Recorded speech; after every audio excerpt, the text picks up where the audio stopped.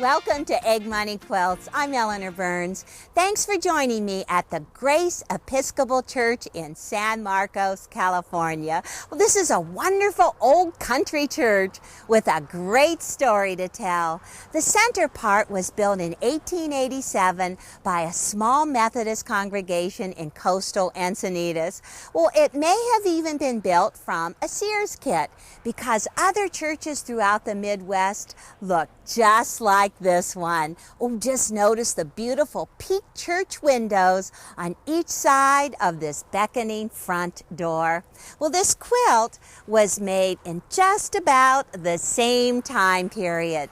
The quilt is known as chimney sweep. Its less known name is Christian cross. Oh, it's done in the popular fabrics of double pink, brown, and touches of red. Ooh, and the centers were often signed by congregation members. The finished quilt was given to the preacher and his wife, perhaps as a going-away present or as a fundraiser. Well, the congregation outgrew the church because it was cut into 4 sections and transported to San Marcos by 4 horse-drawn wagons in 1902. Well, about the same time period, another church was built nearby in Richland, near East San Marcos. Well, through time, that congregation disbanded, and that church, too, was moved to the same site in 1902.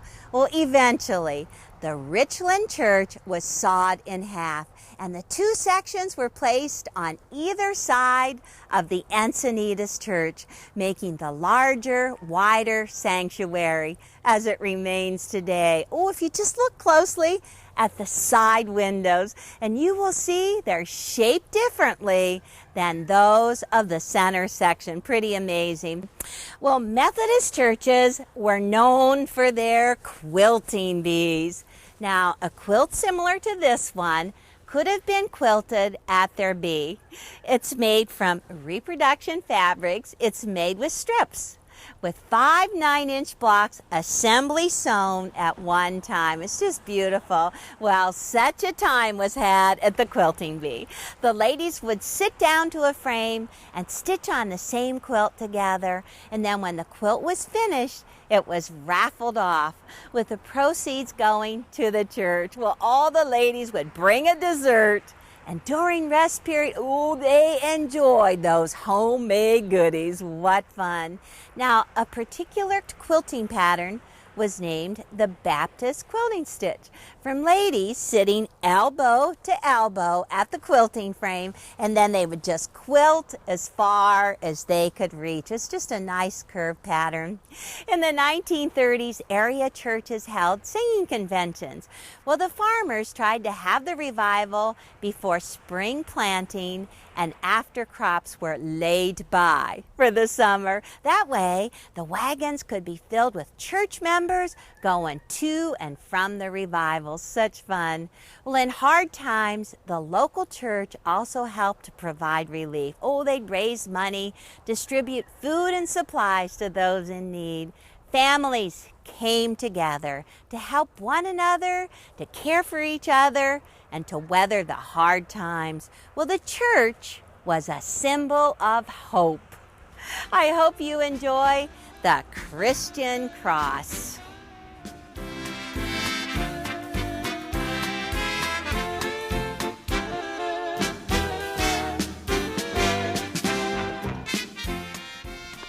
This is the Christian Cross baby quilt with that bright, cheery yellow right in the center. It's like a paint-spattered yellow. And then we use some green plaid around that yellow cross. Very nice. There are 5 blocks in this quilt set together on point with side and corner triangles. Very nice. Now the block finishes at 12 inches for sampler 1, same size. But in sampler 2, we have 9-inch Christian cross. You'll be making 4 in a row, and then they frame that whole top half of the quilt. It's just wonderful. Now this block looks really easy, But you do need to be accurate with your seam allowance, and then you have to keep your strips all lined up. Well, this is what one block looks like. It starts right here with row 1, and then it just goes into row 2, row 3, and then row 4 goes across the middle. It is only used once, and then you start repeating again. This is row 3, row 2, row 1. Now you can see the background all around the outside edge. It's been squared up so that there is a 1/4 of an inch the whole way around there. Now this is squared to 12.5. I have the 12.5-inch ruler right underneath. Now I laid out my strips, and for the 12-inch block, they are all 2 5/8 inch wide. That's easy to remember, but they are different lengths as they go across that cross. So I'm going to start right here. This particular one is a 2 5/8. That's just a square. That works. And then right here, this is 6 7/8. Oh, those 8s are tricky. This is 4 5/8. And we have 6 of them all around the cross. And then these are 2 5/8 inch squares. Are you remembering everything? It's kind of tough, huh? And then the cross, the very center, is 6 7/8. Well, I would like to assembly line sew this. I want to get this done fast. You need to have a 1/4 of an inch.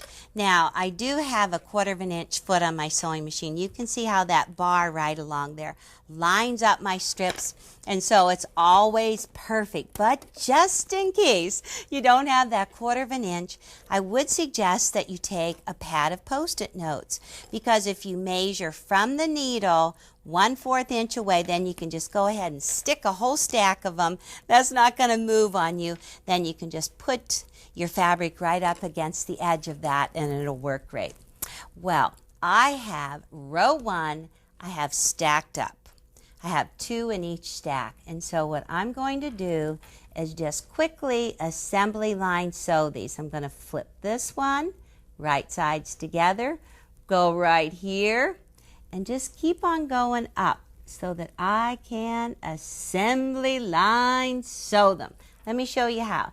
Just grab up the first 2 pieces, line them up along the outside edges, and just start powering. I'm going to use needle down and just do pedal to the metal.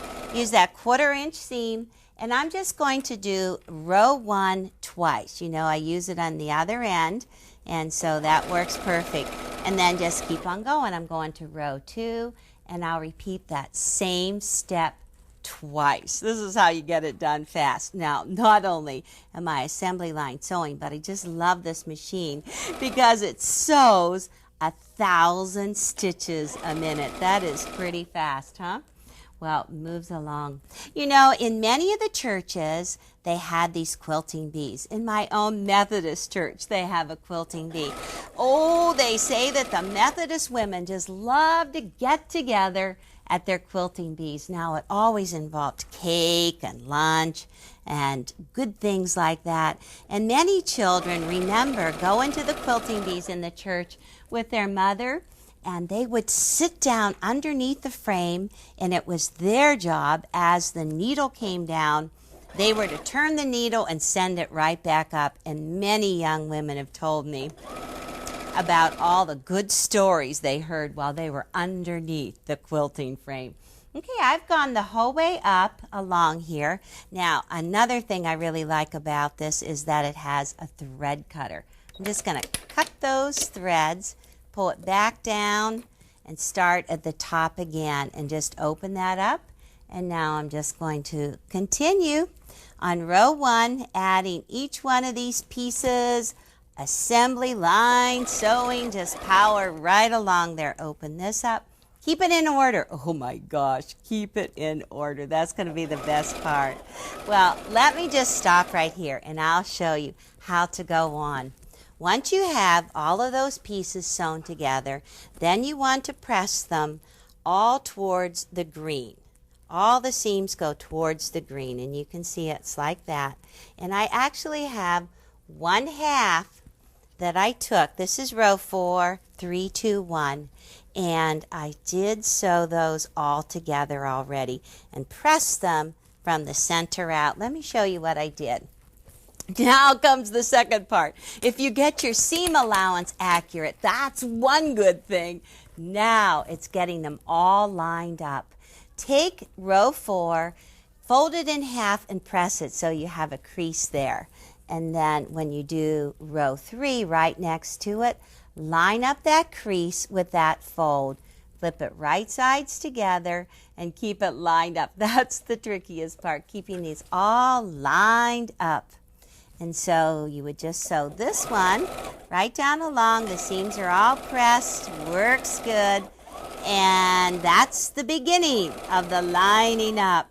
The next row is going to be a lot easier because we're going to use the previous patch. Okay, open this up. And there's 4, 3. Now when you flip row 2 right sides together to it, you can just go ahead and line up the seams on this with the very center row, row 4. That's going to line up when you fold that out, and then you take row 1 and flip it right sides together, line up your seams with row 3, and so on. Well, let me finish my blocks. I'll show you how to square them up. I'm going to switch back and forth now between the 12-inch finish size and the 9-inch finish size blocks. It's just like switching pews in the middle of a sermon. I have the 9-inch block right now, and I want to show you the seam allowance from the wrong side. Now, I've been showing you a perfect 1/4 of an inch on the 12-inch, but on the 9-inch, we've got to use a fat 1/4 inch seam. Look at that. That is nice and wide. It's like a 5/16 of an inch. And the reason that we're doing that is so that these blocks fit together with the rest of the blocks. Now you would like that, wouldn't you? Well, I want to show you right here. This is row 4 down through the middle, but on each side, row 3 is just a little bit longer, sticking out right here, and then over on the opposite side. So I'm just going to take the 9-inch square up ruler, line that up along there, just cut off those 2 ends, take these ends, get rid of them, just swing this whole mat around, and then do the same thing on the opposite side. Now I'm lining up as many lines as I can, straight lines on the block so I can get straight trimmings. And I did exactly the same thing on the 12-inch block. Now take 2 3-inch squares and cut them on one diagonal so that you end up with 4 triangles, because these triangles need to be sewn to the block. You just center them right in there. Make sure the point goes right into the center of the block, and you can just sew those right around the outside edge. Sew all 4 and then just flip them out. And like magic, we've got it. Here are those triangles sticking out right along here. Now I want to square this up. Now you make it 9.5 so it finishes at 9. And I have a 9.5-inch square up ruler. To help me out, I drew a diagonal line corner to corner. I used chalk. And now I want to take the 9.5-inch ruler and drop it so that the diagonal line goes right down through the center of row 4. The very center of 9.5 is 4 3/4. So right here is 4 3/4. That's in the very center. I'm going to take a look at this and make sure I have the corners on the diagonal chalk lines. Good, right out there. That's good. And then it's going right down through the middle of row 4. Ooh, I'm not chopping off any seams. It looks perfect. So once you get that all figured out, then you just trim up on the right and across the top. Oh, there is nothing worse than doing all of this wonderful work and then screwing it up right at the end. Okay, and then all I have to do again, I turn the block around. I'm going to have the right and across the top. And it's going to look great. The block actually floats. There's a nice extra background around the outside edge. You know, doesn't really matter if you don't get it perfect. It seems that once you work on that perfect block, then you don't even notice it again ever. So just do the best you can. Okay, now the next one I want to square up for you is the 12-inch block. It's squared up to 12.5 inches. I did exactly the same thing. Oh, I can't use this turnable. Too small. Let me just pull the block here. I did the same thing. I put the corners. They were 3-inch squares cut on one diagonal. The corners are on all 4 sides. I drew a diagonal line right down through the middle. Now I'm going to take the 12.5-inch ruler, and the center point is going to be 6 1/4. So put that right in the center. Make sure you have the points of your ruler out on those diagonal lines down through the middle. Oh, it's looking good. Got it right in place. And then once again, you're just going to go up around, and then there are just 2 more sides that I need to trim, and it is going to be perfect. Let me just trim right along. Got that 1/4-inch seam, and it's looking good. Oh, I just love it. Well, Teresa made this little cute blanket quilt out of all fat quarters. Now, so she could use only fat quarters, she did her side triangles out of one square that was 16.5-inch square. She cut it into 4ths on both diagonals, and then the corners are from a second fat quarter, and she cut those on one diagonal. There were 2 10-inch squares. Very charming baby quilts. And then she was able to get all of the patches right out of the center. Very, very cute. Well, you enjoy making your Christian cross block. Well, I had a great time going around collecting signatures from celebrities. Well, you might know some of these. This is Nancy Zeman's block right here. She signed it in K. Wood. I have Alex Anderson over here. Oh my gosh, Ginny Byer.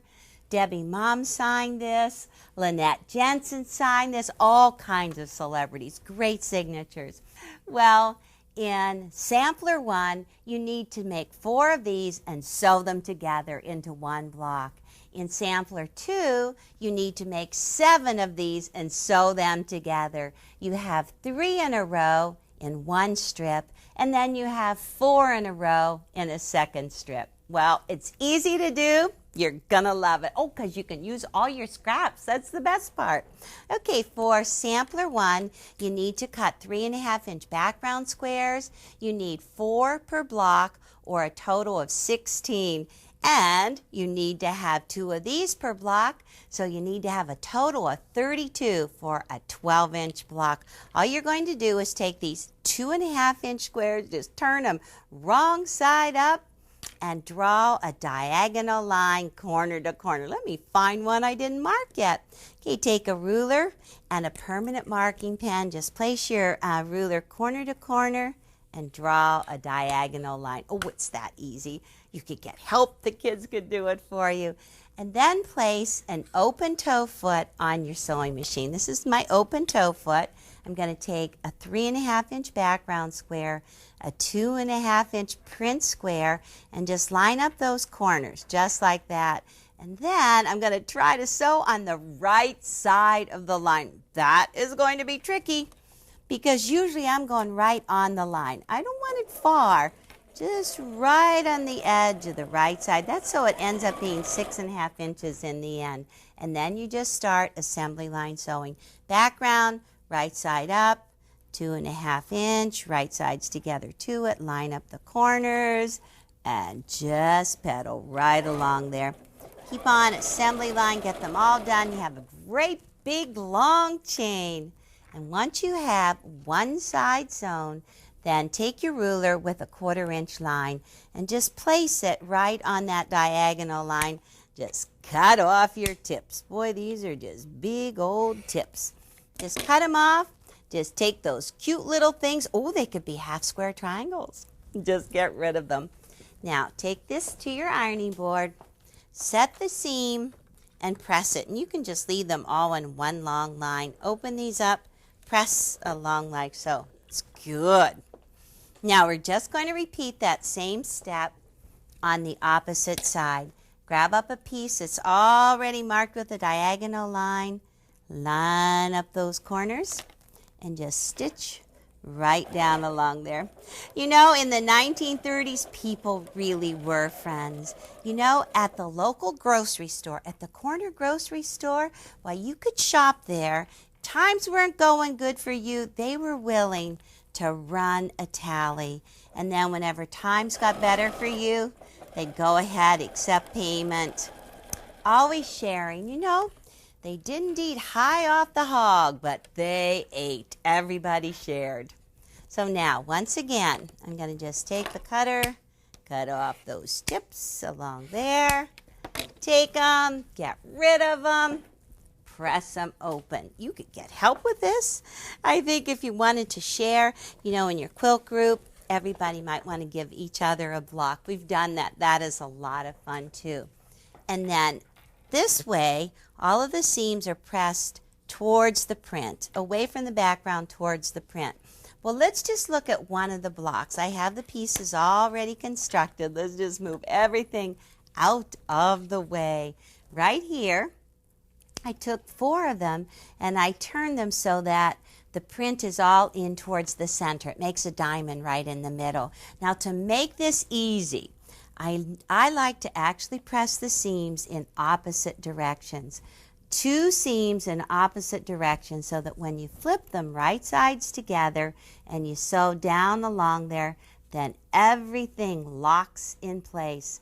You just sew right down along that seam, open them up like that, and then you take on the back side and you can go ahead, press that center in, make a nice 4-patch, swirl those seams around, and you will have the cutest friendship blocks ever. Many times commemorative quilts were given to friends that were moving away. Well, just by reading the sign blocks, we can find out so much. Well, this one was presented to a special friend by a Sunday school class of 1933. Now, this block tells us that it was a Nazarene church, and up here it lists as Portales, New Mexico as the place. Well, both men and women classmates signed the blocks. Apparently, Lily and Eads made Lloyd's block too. Probably were married. Oh, I love their names. There's Winnie Westbrook. What an old-fashioned name. And there's Opal Manus, another old-fashioned name. And her friend, Alice Skinner. Well, this friendship quilt was definitely made for a woman by women. Well, they may have been neighbors or club members. They stitch flowers, which have a language all their own. One little poem goes, "Friendship is the choicest flower that grows in nature's garden. It will always flourish if watered by truth and guarded by sincerity." Oh, I love these names too. Here's Alvina Bang. Pretty good. Well, she made a beautiful basket. I love Anna Wheeler's signature. What beautiful writing with a lovely pink rose. Amy Christensen did French knots in her basket. Oh, and you can clearly see Clara Nelson. Anna Bloom did a nice basket with a blue bow. Oh, it's just beautiful. I love it. In the 1930s, friends often shared chain letters. They put small coins in them in the hopes of getting rich. Well, they also shared chain letters with quilt patterns in them. Well, I found this one from 1938, started in Evansville, Indiana. The letter says, "Make 3 copies of this letter and send to 3 friends with a pattern of this block." Now, these are the pattern pieces that were included in the envelope. They were cut from a Bell System telephone book. It says, chain letter, quilt pattern, prints for flowers, make 6. And this pattern says, keep this pattern to put quilt together with. Well, it could be a mystery with just these paper pieces, but I figured it out. The quilt is the Dolly Madison Star. This is the same pattern. This one just has smaller pieces. Oh, it's got scrappy stars in it with yellow centers throughout, and I love that. Bubblegum pink, it just brightens the whole quilt. Well, this is the patch. that you're supposed to save to put the whole quilt together. Well, I can see that a quilt made with stars from all of your friends would be a treasure. Well, this is the perfect message for friends moving apart. Remember me when gone away, and I the same will do. And when you're with your friends at home, then I'll remember you. Forget me, oh, forget me not, when evening shades descend.